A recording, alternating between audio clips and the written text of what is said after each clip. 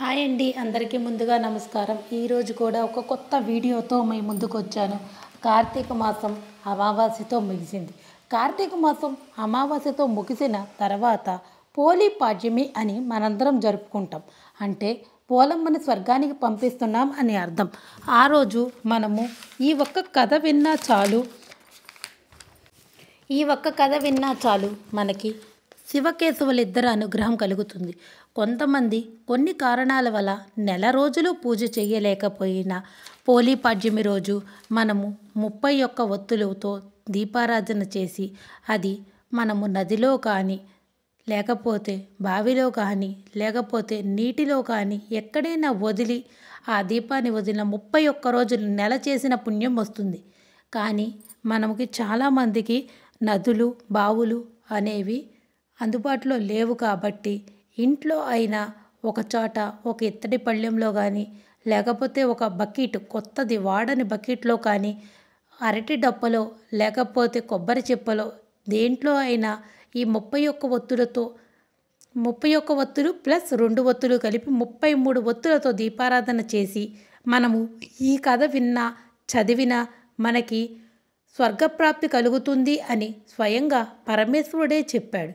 So ఈరోజు మీ అందరి కోసం పోలి పాడ్యమి సందర్భంగా నేను ఈ కథ మీకు తెలియజేయబోతున్నాను. మనం వీడియోలోకి వెళ్ళే ముందు ఓం నమః శివాయ అని చిన్న కామెంట్ చేయండి ఫ్రెండ్స్. అనగనగా ఒక చాకలి ఆవిడ ఉండేది. ఆవిడకి 4 కొడుకులు 4 కోడళ్ళు ఉన్నారు. ఆ చాకలి ఆమె 3 కోడళ్ళు ఆశ్వీజ బహుళ అమావాస్య మొదలుకొని కార్తీక మాసం ప్రతిరోజు తెల్లవారుజామున స్నానం చేసి దీపములు పెట్టుకునేవారు. ఈ విధంగా నెల రోజులు కార్తీక మాసం పూజ చేసేవారు. తర్వాత కార్తీక బహుళ అమావాస్య నాడు తెల్లవారుజామునే లేచి కడసారపు కోడలు మేము స్నానానికి వెళుతున్నాం అంటే లాస్ట్ కోడల్ని మాత్రం తీసుకువెళ్ళకుండా 3 కోడళ్లతో అత్తగారు మేము నదికి స్నానానికి వెళ్తున్నాం అని చెప్పేవారు. మేము వచ్చే వరకు ఇంటి వద్ద జాగ్రత్తగా ఉండు అని చెప్పి ఆ చాకలి ఆవిడ 3 కోడళ్ళు స్నానానికి వెళ్ళారు.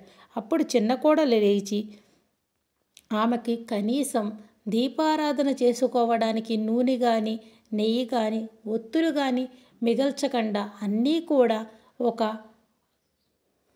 వంటగదిలో పెట్టుకొని తాళం వేసుకొని వెళ్ళేవారు.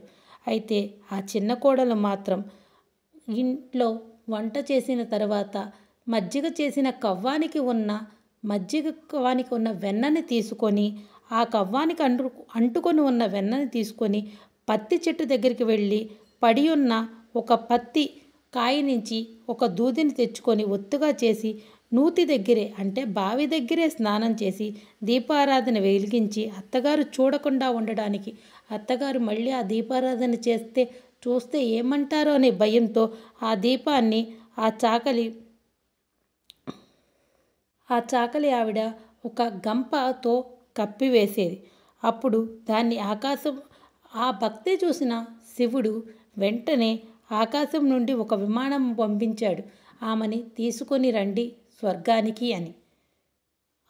వెంటనే ఆ చిన్న కోడలు విమానం ఎక్కి స్వర్గానికి బయలుదేరింది. ఆ స్వర్గానికి ఎవరైనా చనిపోయిన తర్వాతే వెడతారు.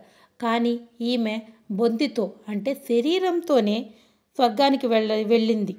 ఆమె అలా వెళ్ళటం చూసిన అందరూ దీపాలు పెట్టుచున్న వాళ్ళందరూ చూశారు. అంటే అక్కడ నది దగ్గర ఎవరైతే దీపాలు పెడుతున్నారో వాళ్ళందరూ కూడా ఆమె స్వర్గానికి వెళ్ళడం చూసి చాకలి పోలి స్వర్గానికి వెళుతుంది అంటే పోలి అంటే ఆవిడ పేరు. చాకలి పోలి స్వర్గానికి వెళుతుంది, చాకలి పోలి స్వర్గానికి వెళుతుంది అంటూ అందరూ ఆశ్చర్యంగా ఆమె వైపు చూశారు. మా కోడలేంటి స్వర్గానికి వెళ్ళడం ఏమిటి అని చాకలి ఆమె 3 కోడళ్ళు ఆశ్చర్యంతో చూస్తూ ఉండిపోయారు. అలా చూసి ఆ 4 విమానం మీద వెళ్తున్న ఏదైతే విమానం శివుడు పంపించాడో ఆ పోలి బొందుతో స్వర్గానికి వెళుతుందో ఆ విమానంని ఈ 3 కూడా అంటే అత్తగారు 3 కోడళ్ళు కూడా ఒకరి కాళ్ళు ఒకళ్ళు పట్టుకొని వచ్చారు. అప్పుడు విష్ణుమూర్తి వచ్చి నీవు ఈ కోడల్ని విడిచిపెట్టి 3 కోడల్ని తీసుకొని వెళ్ళి శ్రద్ధ లేకుండా భక్తి లేకుండా దీపారాజన చేశావు. ఈమె శ్రద్ధ భక్తులతో దీపం పెట్టింది కాబట్టి బొందుతో స్వర్గం వచ్చింది. నువ్వు అడవి పాలై పొమ్ము అని శంపం పెట్టింది. అలా శాపం పెట్టి ఆమెను అడవిలోనే పడేశారు, ఆ విమానంలో స్వర్గానికి తీసుకువెళ్ళకుండా. ఈ కథ మనము దీపారాధన చేసి అక్షింతలు చేతిలో పట్టుకొని ఈ కథ విని అక్షింతలు మనకి ఏదైతే దీపారాధన చేసామో అక్కడ వేసి మిగిలిన అక్షింతలు తల మీద వేసుకుంటే మనందరికీ కూడా స్వర్గలోక ప్రాప్తి కలుగుతుందని స్వయంగా శివుడు శ్రీ మహావిష్ణువు చెప్పిన కథ పోలీదేవి స్వర్గానికి పంపించడం. రేపు ప్రతి ఒక్కరూ కూడా ఈ కథ వింటూ మీరు దీపారాధన చేసి అక్షింతలు తల మీద వేసుకొని స్వర్గప్రాప్తి పొందుతారని మేము భావిస్తున్నాం.